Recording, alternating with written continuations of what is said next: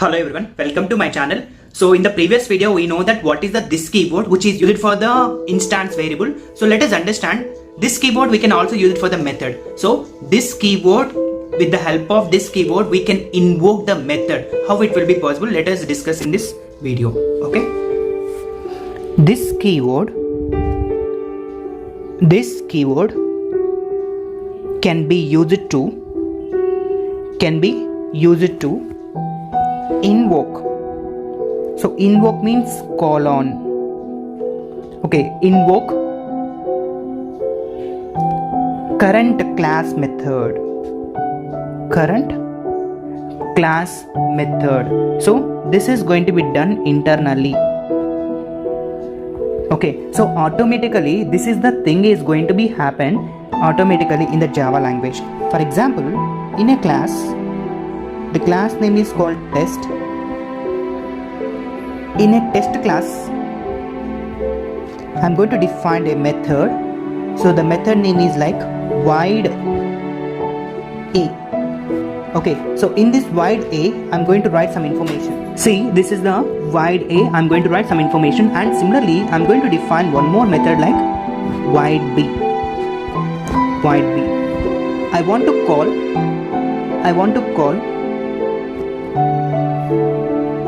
this a into this b. How to call? Just we are going to call an a method. So this is our program. Okay, so whenever compiler calls like test ob dot b, whenever b calls, okay, we can expect this information, as well as it is going to be called a's method also. Okay, so whenever a method is going to be called, it is going to be called this information. So in this case, JVM automatically adds this dot a. Okay, so this is also, we can call it as nested methods in Java language. Okay, so the same thing. See what I'm saying to you, in a test class we define a contains some information, b contains some more information. I want to call the same information, we have to call this a method, but in place of this we can also use this one. Okay, so manually we can write this one, otherwise JVM automatically will converting this keyword like this. Okay, so that is our topic right now. Okay, so let us understand with the example, and before that, what is the syntax? This dot method name. This is our syntax. Right? How to write the program? So let us understand with the program.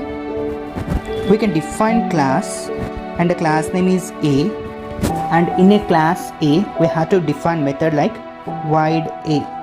So in the void a, I'm going to write system.out.println in double quotations, hello A's class. Similarly, I want to define void b system.out.println. I'm writing shortcuts for you. You have to write complete information in the decoder. Hello B's class. Okay, now I can call a like this. Okay, this is the key point. So this is the key point of this. In main class,